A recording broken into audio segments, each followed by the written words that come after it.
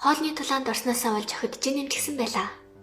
Тиймээс бөөндөө дасгал хийхээр үлдэж, Айжол ганцаараа харихаар алхдаг. Гэхдээ замдаа бейсболын клубын охинтой харс тулгараад шууд л дурлж орхиноо. Тэр охиныг Суто Айку гэдэг. Ирж буй тэмцээнд бейсболын клуб нь хожихгүй л хаагдах аюултай байгаа юм л да. Тэгээд л бусад гишүүдээ улсын аварга болох гээд Америк руу явчихсан хойгоор 8 хүн элсүүлэх гээд хичээж байгаа юм байна. Цаачин бүр өглөөний 4 цагаас авахлаад бэлтгэл хийдэг. Хязгаартай тулсан биенийхээ өвдөлтөнд дуртай болж тарлаа. Одооноос мазохист гэж дуудчих. Айжо түнд туслахаар болтол өөдөөс нь миний гэдэслүү саваагаар зохиод өгөөч лгцэн авч ийн.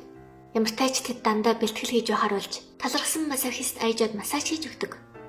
Маргааш нь мазохист Айжод дурлсан гэдгээ авахарч баяртай явж байсан ч хөдлөлцөн явах Эя Айжо хоёрыг хараад хөшиж орхиноо.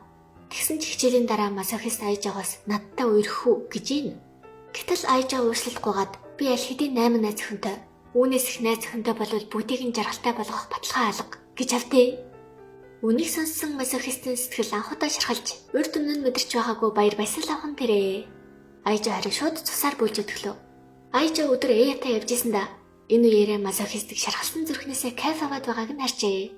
Угаасаа сэтгэлээ шархлуулахын тулд найз охинтой хүнээс уйрах уу гэж госныг нь ойлгож, тэгээд л албаар сэтгэлийг нь хүлээж авахгүй байгаа мэт ажилласан юм байна. Үнэн дээр Айжо цусаар бүүлдсэн ч, дөрвөн мөчөө алдсан ч, өөхөх хүртлээр найз охтой аз жаргалтай болохоор зүтгэж чадна. Маргааш нь Айжо 9 дахь найз охиноо бусад найз охидтой танилцуулжээ. Тэгээд дараа нь бүгднгээс нь цогтой бейсбол тоглох уу гэж асууна.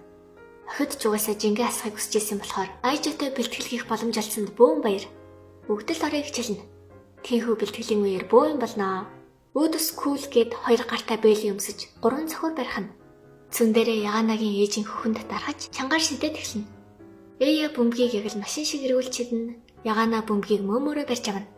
Улын шар бөмбөгийг шоколад гэж төсөөлөд амаараа барьж авна. Мэйд айсан жижигнэг өрөвдөөд гольф шиг өнхрүүлнэ. Ийхүү элдв бэлтгэл хийсээр орой болоход бүгд л идарсан байлаа.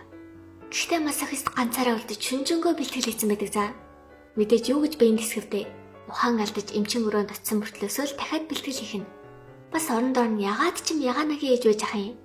Айжо мазохистэд ягаад ингэж өөрийгөө чинэнд нь тулгаад байгаа гэсэн чинь би бүгднгийнх нь хичээл чанмалтыг дэмий өрөхгүй тэдний төлөө ялах болно гэж хэлдэг.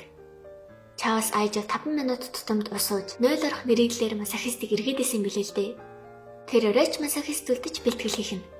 Гэхдээ бусад бүх найз охид нь мазохистэд бид ч гэсэн бэлтгэл хийх болно. Бидэнд найдаж хамдрагчаа гэж бодлоо гэж хэлдэг.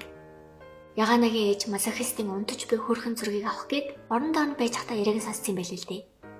Ийхүү бүгд нэгдэж Рентаро гэр бүл бейсболын тэмцээнд ялна гэдгийг амлацгаалаа.